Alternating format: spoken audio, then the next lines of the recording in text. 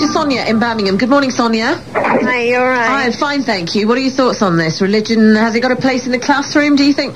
I think it should have been in place in infant schools, into junior school, high school, you know, everywhere really, because religion is very important really, for not just for us, but for every background. I mean, you go to English schools, right? They'll be teaching you about Bibles, you know, Catholic schools, you know, our Asian kids go to Catholic schools, they teach about, you know, Christianity and everything. So why can't local schools be taught about, you know, Islam or Hinduism or whatever, you know? What about you? Where do you get your stuff from? Well, as I was growing up, you know, from parents, you know, really from my parents, I should say, from my family. But now, you know, a lot of kids, like, growing up, right, are getting it, like Islam, they're getting it from books, you know, like the Hadith, the Quran. I read the Quran, I've read the Hadith, right, but most kids, right, are following Islam by books more. You know what I mean? I mean, when you're growing up before, you know, people used to say, oh, Islam is about this, Islam is about that. But when you read to it, people are not following Islam how it should be done. Right, okay, so you're doing your own research and your own homework. Yeah, yeah. What are you getting from school then? Well, at the moment, I'm not at school, you know what I mean? Because I'm a grown-up woman. I've got 4 kids, you know what I mean? But I'm teaching my kids how it should be done, you know. But, I mean, my parents... I'm really sorry. Do you know what? You sound about 15. Oh, sorry. No, I'm a mother of 4, actually. Right. Well, so where do your kids...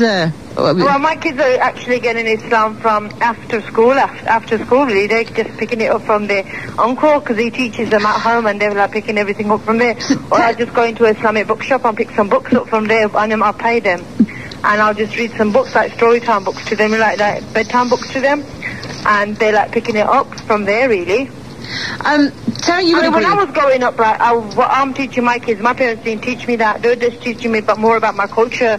You know, like, you know, you're brought up like this, like, you shouldn't be mixing with, okay, we're all Muslims, we read the Quran, we read the Kalima, right, and this is how it should be, right, but at the end of the day, we're not following the Islam, because Islam says if you're a woman and you want to marry whoever you want to marry, you marry whoever you want. At the end of the day, if it's a Muslim, you marry whoever, but then at the end of the day, races come in. That's what they teach you, you know what I mean? They teach you not your religion, your culture. What are you talking about now? Pardon? What are you talking about? I'm talking about, you know, when they're talking about religion, right, they're not, most people are not talking about religion, Who's like Muslim culture. Who's they? Families, friends, you name it, everybody in their own communities, right? A lot of people are not talking about religion. I want religion taught in school because kids will know where they stand. Every religion has their own respect. I follow you now. So, but teach it in schools because at least you know it's factual and they can't make it up and you're getting the right information. It's accurate, basically. Yeah. Right, okay. So, I mean, Terry, that's a fair point, isn't it? I mean, you're worried about people getting prejudice or conflict. So if you're getting factual information in a school, at least you know it's not going to be some kind of biased potted history. And, you're leaving it to the experts rather than to your parents who may have, like, some biased view on the whole world, if you like. Yeah, but even from this caller, I'm picking up the fact that she resents having to listen to Christianity being taught. You can speak schools. Directly to one another. Did I explain that to you, by the way? You can talk to the caller. I don't mind. You know, when they say Christianity, right, that's fine. They can teach that. I agree with that. You know, you can teach that in the schools, right? Because kids should know about Islam, Christianity, kids should know about Islam, kids should know about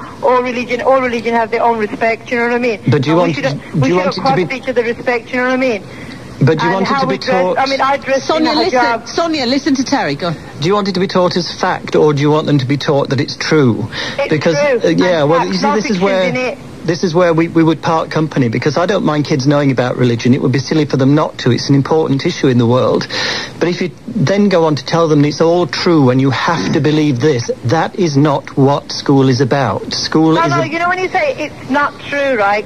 Then they can come and ask us, you know, as parents. Yes. That's our part to play then. What about this other thing, right? Got to ask you this quickly as well. When you teach your kids about religion and when it's taught in schools or whatever, do you say that yours is better than the others, or do you say they're all equal? No, I never put a next religion down, because every religion has their own point of view. I wouldn't put a next religion down. Right, because, I mean, you have an issue with this. Yes, I mean, I dress like as a normal Asian Muslim, right? I wear a hijab, like the black dress and everything, but I get a lot of people looking at me thinking, hang on, what's she wearing, you know what I mean? But it don't matter to me, it's what I feel comfortable. I'm glad you were able to offload this morning some of those other bits and pieces as well.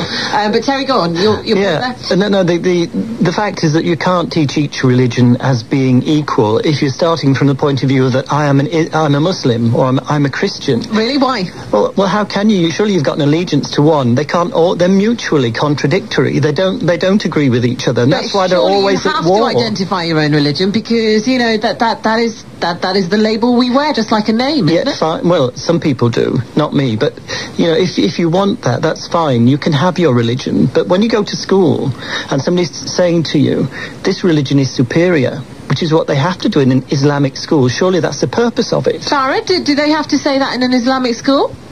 Well, obviously it's an Islamic school, so they will teach about Islam, you know, they will teach about will they sit there and say we're better than the others? I don't think they said that. Not directly, but that's the message, isn't it? If it's an Islamic school, you're saying you're Islamic. They would teach Islam, and in Islam you are taught to respect other religions, even whilst you're practicing your own religion. Are you not forgetting, Terry, that core value of religion?